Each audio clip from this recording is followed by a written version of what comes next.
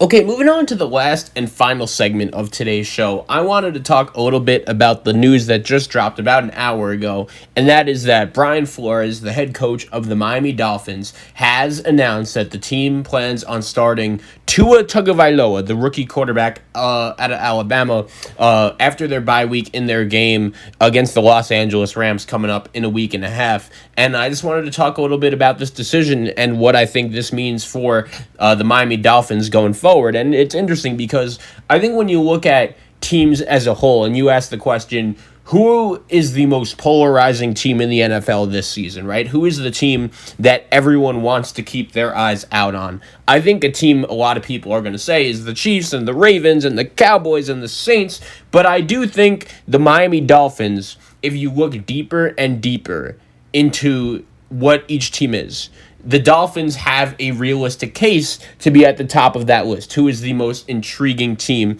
in the NFL? And I'll tell you guys why. It's because going into the season, Brian Flores had some interesting vibes around this Miami Dolphin team because last year, this team was like the New York Jets of this year, but in the first half of the season. For the first 5 or 6 games, the Miami Dolphins were literally a laughingstock. They were getting, not only losing every game, but they were getting blown out every game. It wasn't even competitive. There was no real optimism surrounding this Miami Dolphin team at all. And it got so bad to the point where I just remember saying to myself, I don't even think this dude Brian Flores has a realistic chance to win right now. That's how bad this is. He's not being given a fair shot by ownership in order to succeed. But all of a sudden, as time went on, this Miami Dolphin team started to win some games. And, a couple reasons may have been because Ryan Fitzpatrick was their starting quarterback. They were just buying into each other. They were gaining chemistry. But I really liked how the Miami Dolphins were able to play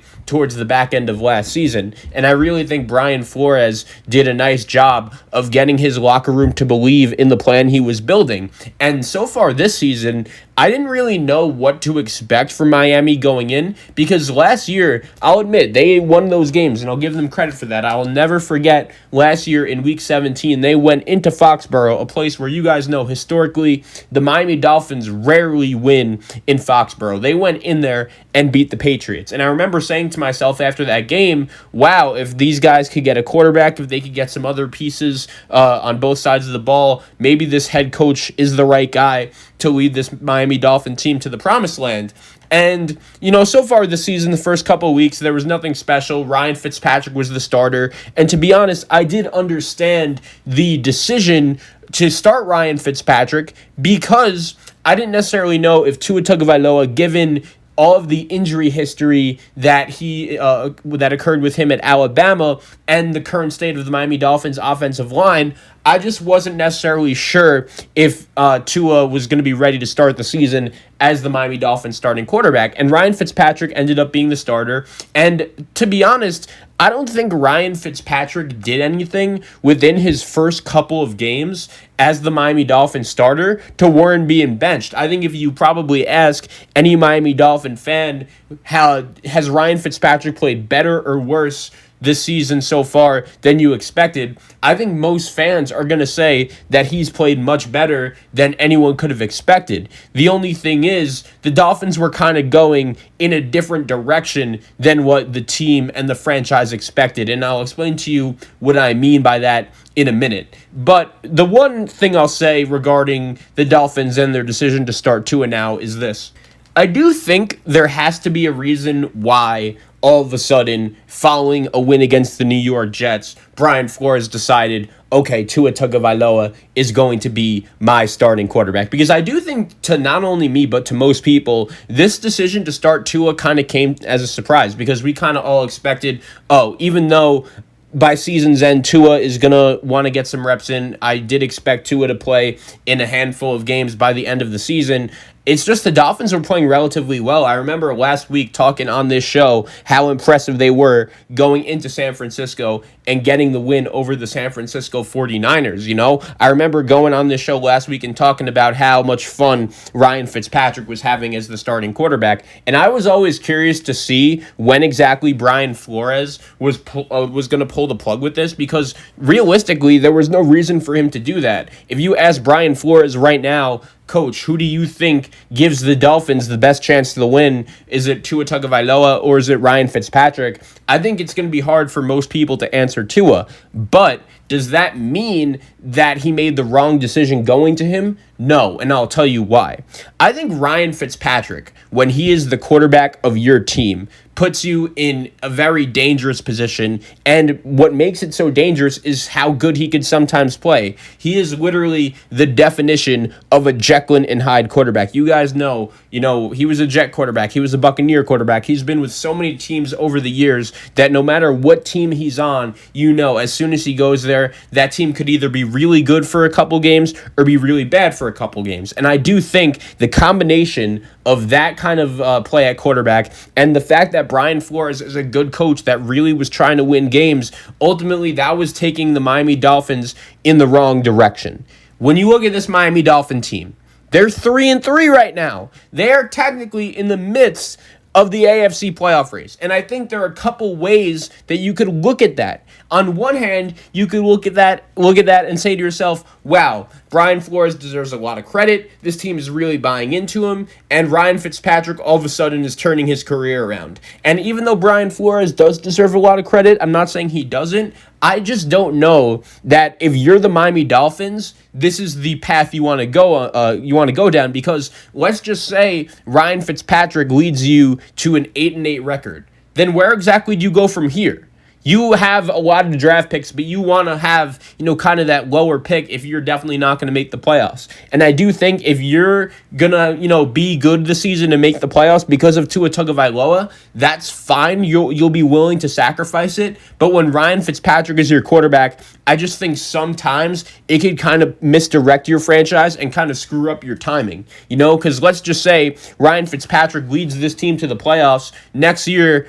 No matter what, if you're a Miami Dolphin fan, Tua Tagovailoa is going to be your starting quarterback, and you're going to want him going into next season with at least some experience. I think it was smart for Miami to kind of decide, all right, we're going to sit him for the first handful of games for the season, let our offensive line kind of figure things out. They didn't want him to get killed, especially given his injury history, and it turns out all of a sudden that when the Miami Dolphins come back from their bye, so not this week, but the following week, Tua Tagovailoa will make his NFL debut in a game against the Los Angeles Rams, and it's just going to be absolutely crazy to watch. Tua is a guy that since he's been at Alabama, he's been a very polarizing figure. You guys remember that when he came into that national championship game against Georgia, I'm not sure really how many people even heard of him, and all of a sudden, before you turn around, he is leading Alabama to that just historical comeback in the national championship game against Georgia. So Tua Tagovailoa set to make his debut next week against the Rams. Once again, I just find this decision by Brian Flores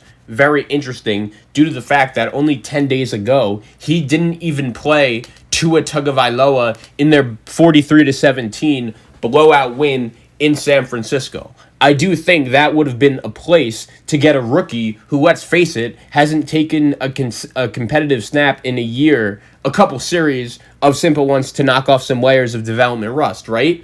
But on Sunday, in an easy 24-0 win, another easy win for the Miami Dolphins against the Jets, they put Tua in for the final 5 plays of the game. That's it. 5 mop-up plays. He didn't even expect to get those since his family didn't even bother coming to the game, and now he's starting. Well, a couple things that tells me once again. 1, he's had to be really good in practice, and 2, the Dolphins just decided that they want to go in a certain direction. I'm all in for starting Tua. I've said that for weeks. If he's healthy, get him out there. There's no value in sitting him tomorrow on the bench. I'm just very surprised it is coming after Ryan Fitzpatrick has led them to 2 games in a row. The issue was never if Tua was completely up to NFL speed yet. It's more to what end they're playing Ryan Fitzpatrick if Tua is ready enough. Fitzpatrick was awesome. He's the 17th ranked quarterback in the league. He's Mr. Up and Down as he was always, as he's been all of his career, in a fun and entertaining way. But make no mistake, there's been a difference in practice between Tua's throws compared to Fitzpatrick's throws. It's obvious. That's what one team official said. It should be too. That's why Tua was the hot draft pick at number 5. So the issue always was the best way to get Tua's talents the quickest.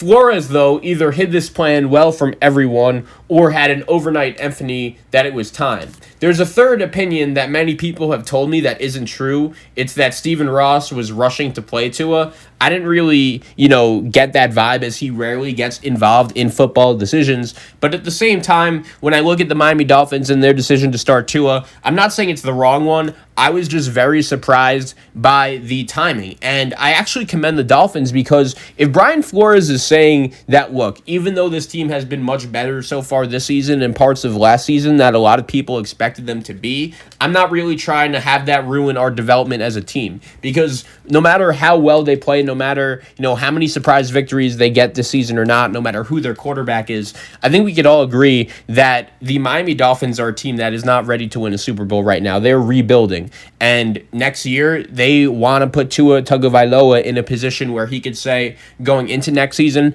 I'm ready to take the next step. Because every NFL team, their main goal should be, all right, I want to find the next Patrick Mahomes. And not only do I want to find the next Patrick Mahomes, but I want to make sure that my team is able to win before we pay him, so we could really incorporate and value other positions on the field besides quarterback. And I think that's really how, if this Miami Dolphin team is going to win, I think that's really how they're going to do it. So I think when you look at Tua Tagovailoa and everything that his skill set has, I'm really looking forward to see what he could do with this Miami Dolphin team. I think Miami has some weapons. I really like the way this kid Myles Gaskin has been playing, like Devontae Parker, like Preston Williams, and like Mike Gesicki, all his young weapons for Tua to develop some nice chemistry with. I really like that young core, and it's going to be fascinating to see what exactly Tua could do in 2 Sundays when the Dolphins face off against the Los Angeles Rams. It's going to be crazy, man. Tua facing off against Aaron Donald